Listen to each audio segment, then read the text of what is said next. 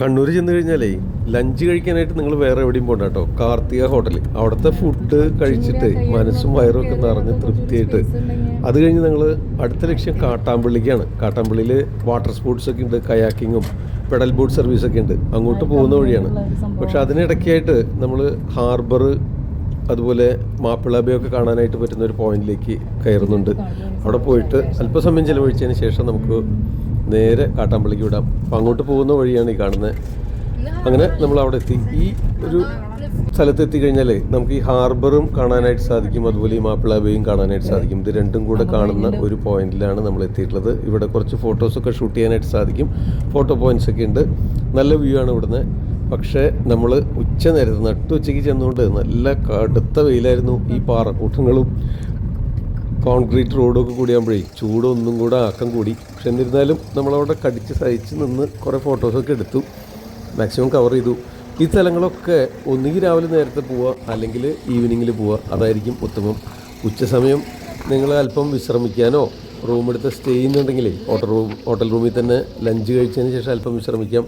ഇനി അതല്ലെങ്കിൽ മറ്റൊരു ഓപ്ഷൻ, നിങ്ങൾക്കൊരു സിനിമാ തിയേറ്ററിൽ കയറി ഒരു ഫിലിം കാണാം. അങ്ങനെ ആ സമയം ഉച്ച സമയം അങ്ങോട്ട് ഒഴിവാക്കുന്നത് നന്നായിരിക്കും.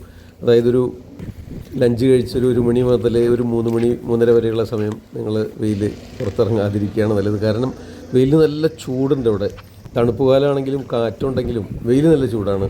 പലർക്കും അത് താങ്ങാനായിട്ട് കഴിഞ്ഞൊന്നും വരില്ല. പക്ഷെ നമ്മൾ ഈ ഒരു മൂഡിലായി കഴിയുമ്പോൾ അതൊക്കെ മറക്കും, വെയിലും ചൂടൊക്കെ മറക്കും.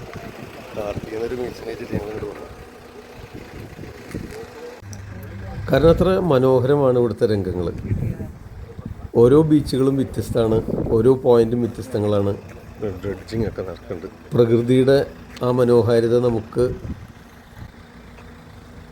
പരമാവധി ആസ്വദിക്കാം, നമുക്ക് പരമാവധി ഒപ്പിയെടുക്കാം, നല്ല ഓർമ്മകളായിട്ട് സൂക്ഷിക്കാം.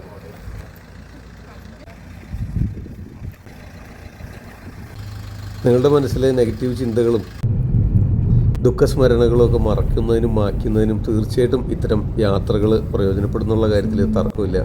അപ്പോൾ അതുകൊണ്ട് യാത്രാപ്രേമികൾക്കായിട്ട് ഈ വീഡിയോ നിങ്ങൾ ഷെയർ ചെയ്ത് കൊടുക്കണം. നിങ്ങളുടെ അഭിപ്രായങ്ങൾ കമൻറ്റുകളായിട്ട് രേഖപ്പെടുത്തണം. ഇത് കണ്ണൂർ ടൗണിലൂടെയുള്ള യാത്രയാണ്. കണ്ണൂർ ടൗണിലെ റോഡുകൾ അല്പം ഇടുങ്ങിയതാണെങ്കിലും ഇതുപോലെ പറഞ്ഞ നമുക്ക് യാത്ര മറ്റ് ദുരിതങ്ങളൊന്നും ഉണ്ടായിരുന്നില്ല. റോഡുകളൊക്കെ കുണ്ടും കുഴികളൊന്നും ഇല്ലാത്ത റോഡാണ്. നമ്മളങ്ങനെ കാട്ടാമ്പള്ളി എത്തിച്ചേർന്നു. ഇവിടുത്തെ വാട്ടർ സ്പോർട്സാണ് ഇന്നത്തെ നമ്മുടെ ലക്ഷ്യം. ഇവിടുത്തെ റേറ്റുകളൊക്കെ വീഡിയോയുടെ അവസാനം പ്രദർശിപ്പിക്കുന്നതാണ്. നിങ്ങൾക്ക് പോസ് ചെയ്ത് നിർത്തി വായിച്ച് മനസ്സിലാക്കാവുന്നതാണ്. വാട്ടർ സ്പോർട്സിനായിട്ട് ഇവിടെ കയാക്കിംഗ് ഉണ്ട്, അതുപോലെ പെഡൽ ബോട്ട് സർവീസ് ഉണ്ട്, സ്പീഡ് ബോട്ട് സർവീസ് ഉണ്ട്. ഇനി നിങ്ങൾ ഗ്രൂപ്പായിട്ടാണ് വരുന്നതെങ്കിൽ 10 പേർക്ക് ഒരുമിച്ച് യാത്ര ചെയ്യാവുന്ന ഷെയ്ഡുള്ള കവേർഡായിട്ടുള്ള ബോട്ടുണ്ട്. ആ കാണുന്നതാണത്. അതുപോലെ തന്നെ 4 പേർക്ക് സഞ്ചരിക്കാവുന്ന പെഡൽ ബോട്ടിലും ഷെയ്ഡുണ്ട്, കവേർഡാണ്. നമുക്ക് വെയിലടി ഒന്ന് കുറയുന്നതിന് സഹായിക്കും. ഞങ്ങൾ 4 പേർക്ക് ചേർന്നിട്ടുള്ള പെഡൽ ബോട്ടാണ് എടുത്തത്. അത് ഒരാൾക്ക് 100 രൂപ വീതം 400 രൂപയാണ് ചാർജ്. 15 മിനിറ്റ് സമയം നമുക്കത് ഉപയോഗിക്കാം. കയാക്കിനായിട്ട് അല്ലെങ്കിൽ പെഡൽ ബോട്ട് യൂസ് ചെയ്യാനായിട്ട് അവരൊരു വൈറ്റ് ബോൾസ് കെട്ടിയൊരു രേഖ, ഒരു ഏരിയ തിരിച്ചിട്ടിട്ടുണ്ട്. ആ ബോൾസിനോട് കൂടെ ചേർന്ന് ആ വൈറ്റ് ലൈൻ കീപ്പ് ചെയ്ത് വേണം നമ്മൾ പെഡൽ ബോട്ട് യൂസ് ചെയ്യാനായിട്ട്. പെഡൽ ബോട്ടിൽ ചവിട്ടുമ്പോൾ ഫ്രണ്ടിലിരിക്കുന്ന 2 പേരാണ് ചവിട്ടേണ്ടത്. അങ്ങനെ മുന്നോട്ട് ചവിട്ടാം. പുറകിലിരിക്കുന്നവർക്ക് ചുമ്മാ വിശ്രമിച്ചാൽ മതി. മുമ്പിലിരിക്കുന്നവർ മാത്രമേ പെഡൽ ചവിട്ടേണ്ടതുള്ളൂ. അതുപോലെ ഡയറക്ഷൻ മാറ്റുന്നതിനായിട്ട് അവിടെ ഒരു ഗിയർ ലിവറുണ്ട്. അത് N എന്നുള്ള പൊസിഷനിൽ ന്യൂട്രലായിട്ട് വെച്ച് കഴിഞ്ഞാൽ ബോട്ട് നേരെ പോകും. L എന്ന് പറഞ്ഞാൽ ലെഫ്റ്റിലേക്ക് തിരിക്കാനും R റൈറ്റിലേക്ക് തിരിക്കാനും. അങ്ങനെ ഒരു ഗിയർ ലിവർ കാണാം. അതുപോലെ ഈ പെഡലുണ്ടാവും. ആ ഗിയർ ലിവർ തിരിക്കുന്നതിനനുസരിച്ച് ബോട്ട് അങ്ങോട്ടും ഇങ്ങോട്ടും തിരിയുന്നതായിരിക്കും. പെഡൽ നമുക്ക് വളരെ സ്മൂത്തായിട്ട് ചവിട്ടാവുന്നതാണ്. ഒത്തിരി സ്ട്രെയിനും ഒന്നുമില്ല. നന്നായിട്ട് മെയിൻറ്റെയിൻ ചെയ്യുന്നുണ്ട്. റീനിയും സ്വീറ്റിയും പുറകിലിരുന്ന് വിശ്രമിക്കുന്നു. ഞാനും സാൻഡിയും കൂടെ ബോട്ട് ചവിട്ടി നീക്കിക്കൊണ്ടിരിക്കുകയാണ്. ഒത്തിരി പ്രയാസമൊന്നുമില്ല. പിന്നെ മറ്റൊരു കാര്യം ശ്രദ്ധിക്കേണ്ടതുള്ളത്, നമ്മൾ ഈ ബോട്ട് ചവിട്ടി കരയോട് വല്ലാതെ അടുത്ത് പോകാതിരിക്കാനായിട്ട് ശ്രദ്ധിക്കാം. കാരണം കരയിലേക്ക് അടുക്കുമ്പോൾ അടിയിൽ ചെളി കെട്ടിക്കിടന്നിട്ട് ബോട്ട് താഴ്ന്നു ആ ചെളിയിൽ വീഴാനായിട്ട് സാധ്യതയും. അപ്പോൾ അതുകൊണ്ട് ഒത്തിരി കരയോട് ചേർത്ത് ചവിട്ടാതിരിക്കുന്നതാണ് നല്ലത്. ആ സമയത്ത് നിങ്ങൾക്ക് വീഡിയോസും ഫോട്ടോസൊക്കെ എടുക്കാം. മനോഹര ദൃശ്യങ്ങളുണ്ട്, ധാരാളമായിട്ട് കവർ ചെയ്യുന്നുണ്ട് അവിടെ. ഇതൊരു പ്രത്യേക അനുഭൂതിയാണ്. തീർച്ചയായിട്ടും ഇത് വ്യത്യസ്തമായിരിക്കും. നിങ്ങൾക്കൊരു ഫോട്ടോസ് എടുക്കാനുള്ളൊരു സാഹചര്യം ഉണ്ട് അവിടെ. പ്രത്യേകമായിട്ട് എടുത്തു പറയേണ്ടത് കണ്ണൂർ മുഴുവൻ ബീച്ചുകളുടെ താഴ്വാരമാണല്ലോ. ഒരുപാട് ബീച്ചസ് ഉണ്ട്, ബീച്ചുകളുടെ പ്രതീസ. ഒരു 6-7 ബീച്ചെങ്കിലും നിങ്ങൾക്ക് കവർ ചെയ്യാനായിട്ട് പറ്റും. അതിൽ ഏറ്റവും പ്രധാനമായിട്ട് നിങ്ങൾ മസ്റ്റായിട്ട് കണ്ടിരിക്കേണ്ടത് ധർമ്മടം ബീച്ചും മുഴപ്പിലങ്ങാട് ബീച്ചും അതുപോലെ തന്നെ പയ്യാമ്പലം ബീച്ചും. പയ്യാമ്പലം ബീച്ച് നമ്മുടെ നാട്ടിലുള്ള പോലത്തെ ബീച്ച് തന്നെ, പക്ഷേ മുഴപ്പിലങ്ങാട് വളരെ പേരുകേട്ട പ്രശസ്തമായ ഡ്രൈവിംഗ് ബീച്ചാണ്. അതുപോലെ ധർമ്മടം ബീച്ചും വളരെ വ്യത്യസ്തമാണ്, അത് നിങ്ങൾ കണ്ടിരിക്കണം. അങ്ങനെ ബീച്ചുകളൊക്കെ കണ്ട് മടുത്ത് വരുമ്പോൾ നിങ്ങൾക്കൊരു ചേഞ്ചിനായിട്ട് ഈ കായലിലൂടെയുള്ള ഈ കയാക്കിങ് അല്ലെങ്കിൽ ബോട്ടിങ് തീർച്ചയായിട്ടും നന്നായിരിക്കും.